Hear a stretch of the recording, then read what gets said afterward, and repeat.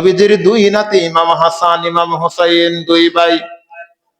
Yazid যখন ক্ষমতার মধ্যে বসলেন, ইয়াজিদের বাবার নাম ছিল আমিরে মুয়াবিয়া, রাসূল পাকের একজন প্রখ্যাত সাহাবী, যিনি রাসূল পাকের উপরে যখন ওহী নাযিল হইতো আমিরে মুয়াবিয়া ওহীগুলো লিখে রাখতেন।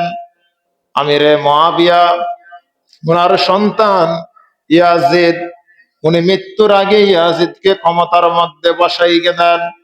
ইয়াজিদ ক্ষমতার মধ্যে বসার পরে ক্ষমতার অপব্যবহার করতে শুরু করলেন।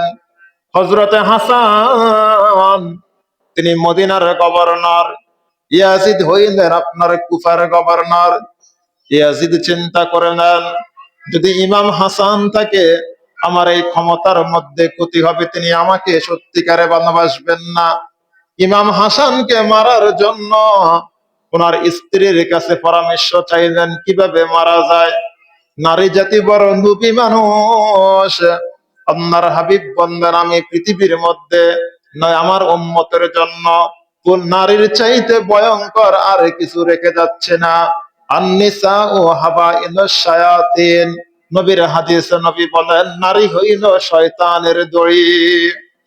নারীকে শয়তানের দড়ি। হুজুর বললেন আমি আমার উম্মতের জন্য এই নারীর চাইতে বড় ফিতনা আর কিছু দেখি না।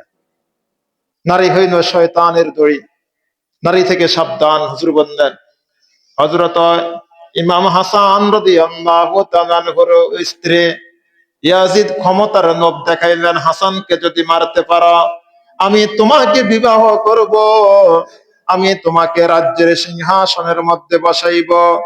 ক্ষমতার লোভে রাজ্যের সিংহাসনের মধ্যে বসবেন, এই লোভে তিনি ইমাম হাসানকে মারার জন্য বললেন ঠিক আছে আপনারা একই আমাকে তাকে মারার জন্য বিষ কিনে দেন, আমি তাকে বিষ পান করাইব।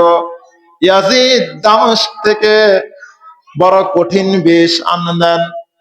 ইমাম হাসান রাদিয়াল্লাহু তাআলা আনহুর স্ত্রীর কাছে বিষ পাঠাইলেন, এই বিষ আপনি আওলাদের রাসূলকে খাওয়াইবেন।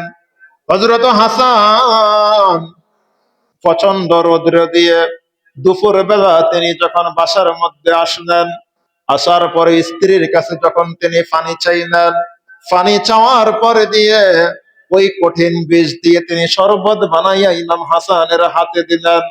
প্রচন্ড তৃষ্ণার্ত ছিলেন। পানি হাতে পাওয়ার পরে তিনি যখন পানিটা খাইলেন সাথে সাথে জমিনের মধ্যে পড়ে যায়, জবান খুলে বলে নাউজুবিল্লাহ। আওলাদের রাসূল দেখতে অনেক সুন্দর ছিলেন, আল্লাহর হাবিবের মতো চেহারা ছিল। সাহাবায়ে কেরাম ইমাম হাসান হুসাইনের দিকে তাকাইতেন।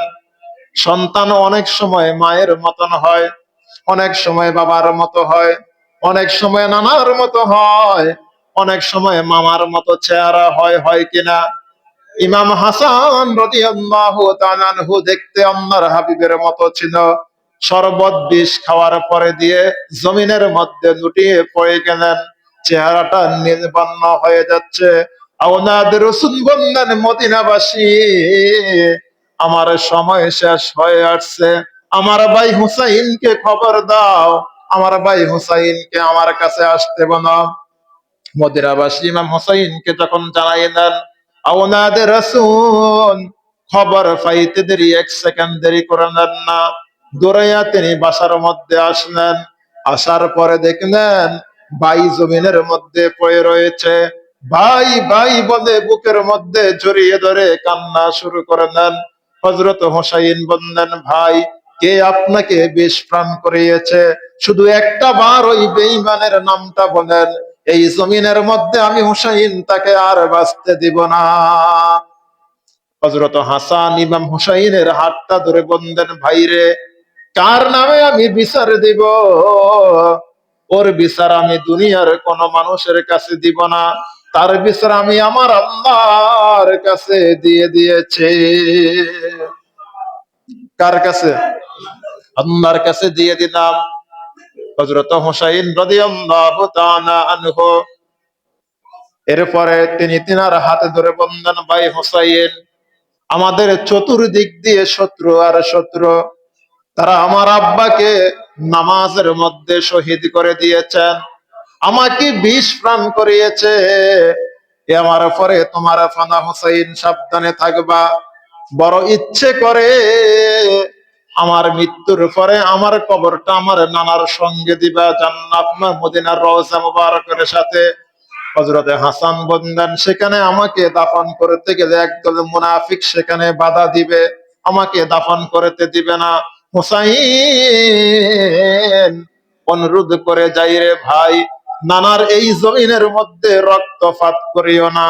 যদি আমাকে নানার সঙ্গে দাফন করতে না পারো, জান্নাতুন বাকিতে আমার আম্মা খাতুনে জান্নাত ফাতেমার সঙ্গে আমাকে দাফন করে দিও। ইমাম হোসাইন কান্না শুরু করলেন ভাইকে ধরে। অল্প কিছুক্ষণের মধ্যে হযরতে হাসান দুনিয়ার জমিন থেকে বিদায় হয়ে গেলেন, শাহাদাত বরণ করে নেন। জানাজার পরে দিয়ে নবীর রওজা মুবারকের পাশে দাফন করতে নিয়ে গেলেন। উমাইয়া বংশের কিছু মুনাফিক বাধা দিলেন না, ইমাম হোসাইন হাসানকে এখানে দাফন করা যাবে না। হযরত হোসাইন তরবারির মধ্যে হাত দিলেন, যুদ্ধ শুরু হয়ে যাবে। আবু হুরায়রা রাদিয়াল্লাহু তাআলা আনহু তিনি হাতটা চেপে ধরলেন, বললেন, হুজুর আপনার ভাই আপনাকে অনুরোধ করেছে নানার এই জমিনের মধ্যে রক্তপাত না করার জন্য। আপনার ভাই আপনাকে বলেছে যদি এই জায়গার মধ্যে দাফন করতে না পারেন, জান্নাতুন বাকিতে আপনার আম্মার পাশে আপনার ভাইকে দাফন করে দেন। হযরত হুসাইন রাদিয়াল্লাহু তাআলা আনহু ইমাম হাসানকে জান্নাতুল বাকিতে আম্মা জান ফাতেমার পাশে দাফন করে দিবেন। সুবহানাল্লাহ।